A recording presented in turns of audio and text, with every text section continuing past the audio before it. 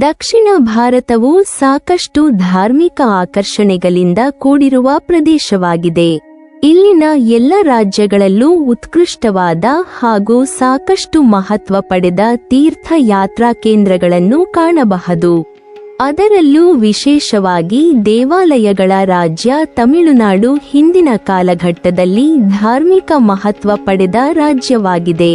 ತಮಿಳುನಾಡಿನಲ್ಲಿ ಬಹಳಷ್ಟು ಮಹತ್ವದ ದೇವಾಲಯ ಪಟ್ಟಣಗಳಿವೆ. ಅದರಲ್ಲೊಂದಾಗಿದೆ ಮದುರೈ.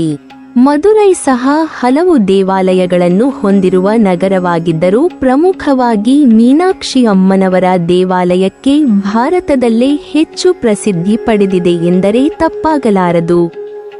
ಶಿವನ ಮಡದಿಯಾದ ಪಾರ್ವತಿ ದೇವಿಗೆ ಮುಡಿಪಾಗಿರುವ ಈ ದೇವಸ್ಥಾನದಲ್ಲಿ ಪಾರ್ವತಿಯು ಮೀನಾಕ್ಷಿಯಾಗಿ ನೆಲೆ ನಿಂತಿದ್ದರೆ ಶಿವನು ಸುಂದರೇಶ್ವರನಾಗಿ ನೆಲೆಸಿದ್ದು ದರ್ಶನ ಕೋರಿ ಬರುವ ಭಕ್ತರನ್ನು ಹರಸುತ್ತಿದ್ದಾರೆ. ಜಗತ್ತಿನ ಅತಿ ಪ್ರಾಚೀನ ಪಟ್ಟಣಗಳ ಪೈಕಿ ಮದುರೈ ಸಹ ಒಂದು.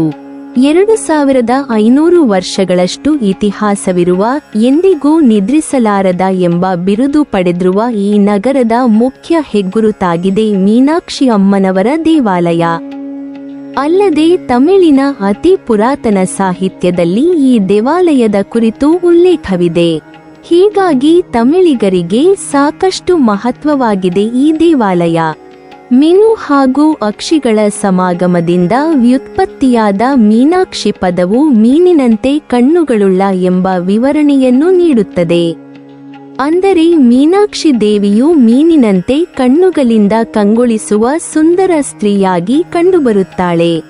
ಅಲ್ಲದೆ ಇಲ್ಲಿ ಎಲ್ಲೆಡೆ ಸಾಮಾನ್ಯವಾಗಿ ಕಂಡುಬರುವಂತೆ ಶಿವನು ಮುಖ್ಯ ದೇವನಾಗಿರದೆ ಮೀನಾಕ್ಷಿ ದೇವಿಯೇ ಪ್ರಧಾನ ದೇವತೆಯಾಗಿರುವುದು ವಿಶೇಷ. ಕಥೆಯ ಪ್ರಕಾರ ಹಿಂದೆ ಮಲಯಧ್ವಜ ಪಾಂಡ್ಯ ರಾಜನ ಪತ್ನಿಯಾದ ಕಂಚನಮಲೈಳಿಗೆ ಹಿಂದಿನ ಜನ್ಮದಲ್ಲಿ ಕನಸೊಂದರಲ್ಲಿ ಸ್ವತಃ ಪಾರ್ವತಿಯೇ ಪ್ರತ್ಯಕ್ಷಳಾಗಿ ಅವಳು ಮುಂದಿನ ಜನ್ಮದಲ್ಲಿ ದೇವಿಯೊಬ್ಬಳ ತಾಯಿಯಾಗುತ್ತಾಳೆಂದು ಹೇಳಿದ್ದಳಂತೆ. ಅದರಂತೆ ಮುಂದೆ ಕಾಂಚನಮಲೈ ಮಲಯಧ್ವಜನ ಮಡದಿಯಾಗಿ ಸಂತಾನ ಬಯಸುತ್ತಿರುವಾಗ ರಾಜನು ಪುತ್ರ ಕಾಮೇಷ್ಠಿ ಯಜ್ಞವನ್ನು ನಡೆಸುತ್ತಾನೆ. ಆ ಯಜ್ಞ ನಡೆಸುತ್ತಿರುವಾಗ ಅಗ್ನಿಯಿಂದ ಪಾರ್ವತಿ ದೇವಿಯು ಹುಡುಗಿಯ ರೂಪದಲ್ಲಿ ಹೊರಬರುತ್ತಾಳೆ.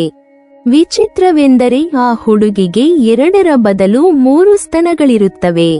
ಇದನ್ನು ಕಂಡು ರಾಜ ಅಚ್ಚರಿ ಪಡುವಾಗ ಅಶರೀರವಾಣಿಯೊಂದು ಆಗಸದಿಂದ, ಎಲೈ ರಾಜನೇ, ಹುಡುಗಿಯ ಈ ರೀತಿಯ ಅಸ್ವಾಭಾವಿಕ ದೇಹರಚನೆಗೆ ಚಿಂತಿಸಬೇಕಾಗಿಲ್ಲ. ಅವಳು ತನ್ನ ಬಾಳಿನ ಪತಿಯನ್ನು ಕಂಡೊಡನೆಯೇ 3ನೇಯ ಸ್ತನ ತನ್ನಿಂದ ತಾನೇ ಅಳಿಸಿ ಹೋಗುತ್ತದೆ. ಹೀಗಾಗಿ ರಾಜ ಯಾವ ಚಿಂತೆ ಮಾಡದೆ ಪುತ್ರಿಗೆ ತಡಾತಗೈ ಎಂಬ ನಾಮಕರಣ ಮಾಡಿ ಅತಿ ಪ್ರೀತಿಯಿಂದ ಬೆಳೆಸುತ್ತಾನೆ. ಮೊದಲೇ ಹುಡುಗಿಯು ಪಾರ್ವತಿಯ ಮರು ಅವತಾರ. ಹೀಗಾಗಿ ಸಕಲ ಶಸ್ತ್ರಾದಿಗಳನ್ನು, ಯುದ್ಧ ವಿದ್ಯೆಗಳನ್ನು ಅತಿ ಸರಾಗವಾಗಿ ಹಾಗೂ ಅಷ್ಟೇ ಪರಿಣಾಮಕಾರಿಯಾಗಿ ಕಲಿಯುತ್ತಾಳೆ. ಹೀಗೆ ಬೆಳೆದ ತಡಾತಗೈ 4 ಲೋಕಗಳಾದ ಬ್ರಹ್ಮಲೋಕ, ವೈಕುಂಠ, ಅಮರಾವತಿ ಹಾಗೂ ಕೈಲಾಸಗಳನ್ನು ವಶಪಡಿಸಿಕೊಳ್ಳಲು ಮುನ್ನುಗ್ಗುತ್ತಾಳೆ. ತಡಾತಗೈ ಪಾರ್ವತಿಯ ಅವತಾರವೇ ಆಗಿರುವುದರಿಂದ ಎಲ್ಲ 3 ಲೋಕಗಳನ್ನು ಅತಿ ಸುಲಭವಾಗಿ ಗೆದ್ದು ಕೊನೆಯದಾಗಿ ಕೈಲಾಸಕ್ಕೆ ತೆರಳುತ್ತಾಳೆ. ಅಲ್ಲಿಯೂ ಸಹ ಭೂತಗಣರನ್ನು, ನಂದಿಯನ್ನು ಬಲು ಸುಲಭವಾಗಿ ಸೋಲಿಸುತ್ತಾಳೆ.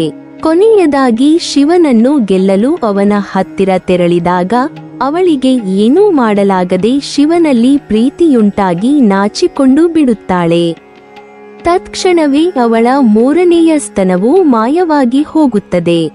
ಇದರಿಂದ ಶಿವನೇ ತನ್ನ ಪತಿ ಎಂಬ ಸತ್ಯ ತಿಳಿದು ಶಿವನೊಡನೆ ಮದುವೆಯಾಗಲು ಮದುರೈಗೆ ಆಗಮಿಸುತ್ತಾಳೆ ತಡಾತಗೈ. ಕೊನೆಯಲ್ಲಿ ಇವರಿಬ್ಬರ ಮದುವೆಯು ಸಕಲ ದೇವರುಗಳ ಉಪಸ್ಥಿತಿಯಲ್ಲಿ ಅದ್ದೂರಿಯಾಗಿ ನಡೆಯುತ್ತದೆ. ವಿಷ್ಣು ಮೀನಾಕ್ಷಿಯ ತಮ್ಮನಾಗಿ ಈ ಮದುವೆಯನ್ನು ನಡೆಸಿಕೊಡುತ್ತಾನೆ.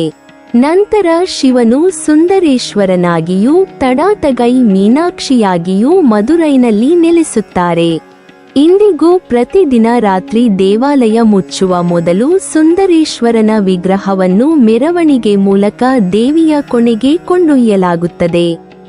ಇದು ಅವರಿಬ್ಬರ ಮಿಲನದ ಸಂಕೇತವಾಗಿದೆ. ನಂತರ ಮರುದಿನ ನಸುಕಿನ ಜಾವದಲ್ಲಿ ಸುಂದರೇಶ್ವರನನ್ನು ದೇವಿಯ ಕೋಣೆಯಿಂದ ಮತ್ತೆ ಮರಳಿ ತರಲಾಗುತ್ತದೆ. ವರ್ಷದಲ್ಲಿ ಇವರಿಬ್ಬರ ಕಲ್ಯಾಣ ಮಹೋತ್ಸವವನ್ನು ಬಲು ಸಡಗರದಿಂದ ಆಚರಿಸಲಾಗುತ್ತದೆ. ಈ ಉತ್ಸವ ಸಾಮಾನ್ಯವಾಗಿ ಏಪ್ರಿಲ್-ಮೇ ಸಂದರ್ಭದಲ್ಲಿ ಜರುಗುತ್ತದೆ. ಈ ಸಂದರ್ಭದಲ್ಲಿ ಈ ಕ್ಷೇತ್ರಕ್ಕೆ 10 ಲಕ್ಷಕ್ಕೂ ಅಧಿಕ ಸಂಖ್ಯೆಯಲ್ಲಿ ಭಕ್ತಾದಿಗಳು ಭೇಟಿ ನೀಡುತ್ತಾರೆ. ಪುರಾಣ ಕಥೆಗಳ ಪ್ರಕಾರವಾಗಿ ಈ ದೇವಾಲಯವು ಸ್ವತಃ ಇಂದ್ರನಿಂದಲೇ ನಿರ್ಮಿಸಲ್ಪಟ್ಟಿದೆಯಂತೆ. ಆದಾಗ್ಯೂ ಸ್ಥಳ ಪುರಾಣದ ಪ್ರಕಾರ ಈ ದೇವಾಲಯದ ನಿರ್ಮಾಣ ಕುಮಾರಿ ಖಂಡಂ ಮುಳುಗಿ ಹೋದ ನಂತರ ಉಳಿದ ಆ ಖಂಡದ ಜನರು ಈ ದೇವಾಲಯ ನಿರ್ಮಿಸಿದ್ದಾರಂತೆ. ಆದಿಶಂಕರರು ಶ್ರೀಚಕ್ರದ ಬೀಜಾಕ್ಷರಗಳನ್ನು ಬದಲಿಸಿ ಉಗ್ರವಾಗಿದ್ದ ಶ್ರೀಚಕ್ರದ ಅಧಿದೇವತೆಯನ್ನು ಶಾಂತಗೊಳಿಸಿದ ತಾಣ ಎಂಬುದು ಮೀನಾಕ್ಷಿ ದೇವಾಲಯ ಎಂದರೆ ಮನಸ್ಸಿಗೆ ಬರುವ ಮತ್ತೊಂದು ವಿಷಯ.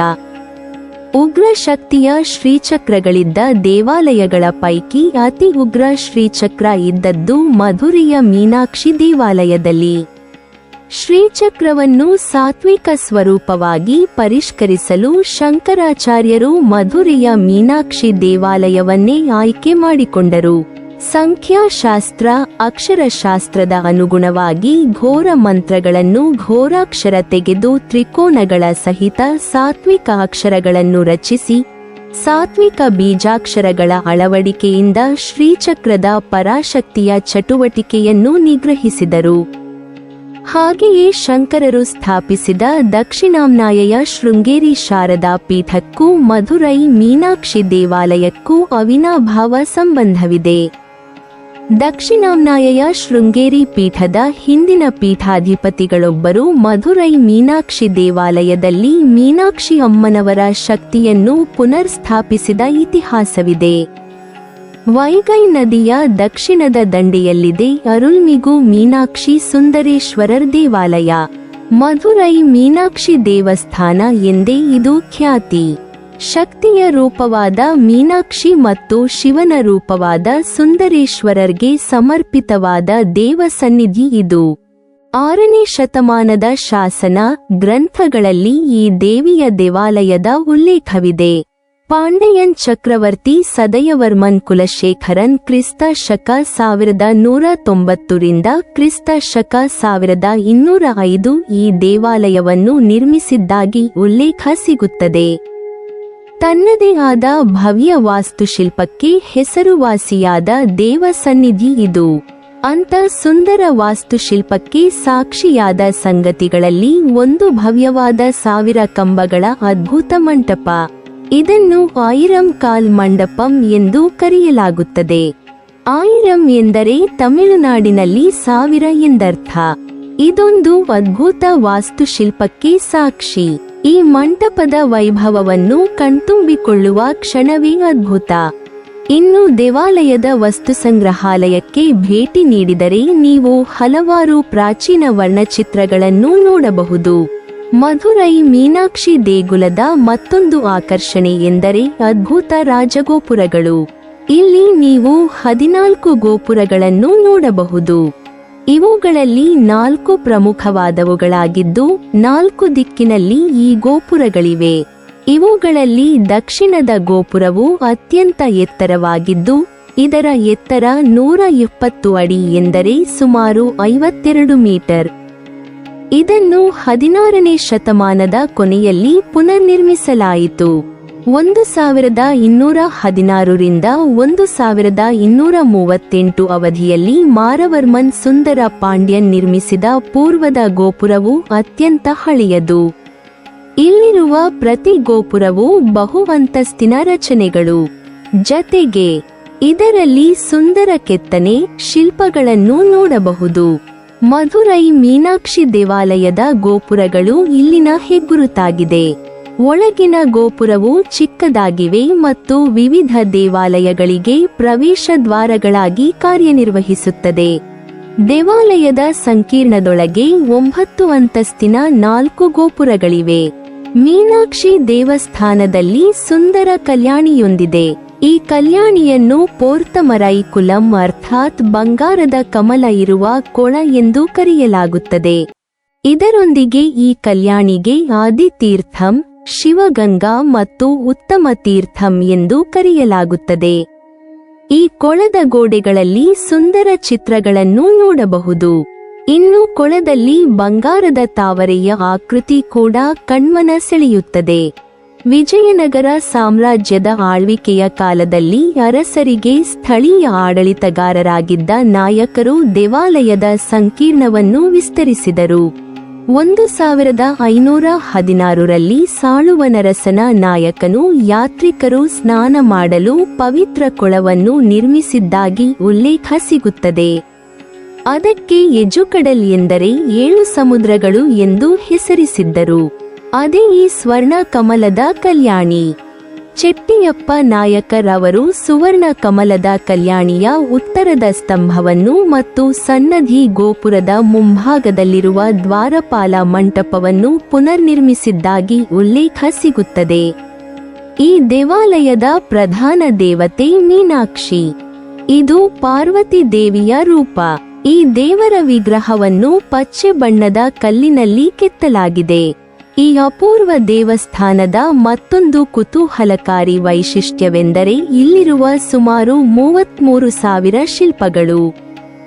ದೇಗುಲದ ತುಂಬ ಸಾಕಷ್ಟು ಅದ್ಭುತ ಶಿಲ್ಪಗಳನ್ನು ನೋಡಬಹುದು. ದೇವಾಲಯದ ಗೋಪುರಗಳು, ಕಂಬಗಳಲ್ಲಿರುವ ಕೆತ್ತನೆಗಳು ಎಲ್ಲರನ್ನೂ ಮಂತ್ರಮುಗ್ಧರನ್ನಾಗಿಸದೇ ಇರದು. ಇನ್ನು ಬೆಳ್ಳಿಯ ಪೀಠದ ಮೇಲೆ ನಿರ್ಮಿಸಲಾದ ನಟರಾಜನ ವಿಶಾಲವಾದ ಶಿಲ್ಪ ಇಲ್ಲಿನ ಹೆಗ್ಗುರುತು ಕೂಡ ಹೌದು. ಈ ದೇವಾಲಯದಲ್ಲಿ ಪ್ರತಿ 12 ವರ್ಷಕ್ಕೊಮ್ಮೆ ಅಗತ್ಯ ಮರು ನಿರ್ಮಾಣ, ಗೋಪುರಗಳ ಸ್ವಚ್ಛತೆ, ಗೋಪುರದಲ್ಲಿರುವ ಶಿಲ್ಪಗಳನ್ನು ಸರಿಪಡಿಸಿ ಬಣ್ಣ ಬಳಿಯುವ ಪ್ರಕ್ರಿಯೆಯನ್ನು ಮಾಡಲಾಗುತ್ತದೆ. ಅಂದರೆ ದೇವಾಲಯದ ವೈಭವ ಶಾಶ್ವತವಾಗಿ ಉಳಿಯುವ ಸಲುವಾಗಿ ಇಂತಹ ಕ್ರಮಗಳನ್ನು ಕೈಗೊಳ್ಳಲಾಗುತ್ತದೆ. ಹೀಗಾಗಿ ದೇವಾಲಯ ಈಗಲೂ ತನ್ನ ಅದೇ ಸೌಂದರ್ಯವನ್ನು ಉಳಿಸಿಕೊಳ್ಳಲು ಸಾಧ್ಯವಾಗಿದೆ. ಇಲ್ಲಿನ ಸುಂದರ ಕೆತ್ತನೆಗಳು, ಭವ್ಯವಾದ ಮೂರ್ತಿಗಳು, ಕುಸುರಿ ಕೌಶಲ್ಯ ನಮ್ಮನ್ನು ಹೊಸದೊಂದು ಲೋಕಕ್ಕೆ ಕೊಂಡೊಯ್ದ ಅನುಭವವನ್ನು ತರದೇ ಇರದು. ನೀವಿನ್ನೂ ನಮ್ಮ ಚಾನಲನ್ನು ಸಬ್ಸ್ಕ್ರೈಬ್ ಮಾಡಿಲ್ವಾ? ಹಾಗಾದರೆ ಈ ಕೂಡಲೇ ನಮ್ಮ ಇತಿಹಾಸ ದರ್ಶನ ಚಾನಲನ್ನು ಸಬ್ಸ್ಕ್ರೈಬ್ ಮಾಡಿ ಮತ್ತು ಪಕ್ಕದಲ್ಲಿರುವ ಬೆಲ್ ಐಕಾನ್ ಅನ್ನು ಪ್ರೆಸ್ ಮಾಡಿದರೆ ನಮ್ಮ ಹೊಸ ವಿಡಿಯೋಗಳನ್ನು ನೋಡಬಹುದು.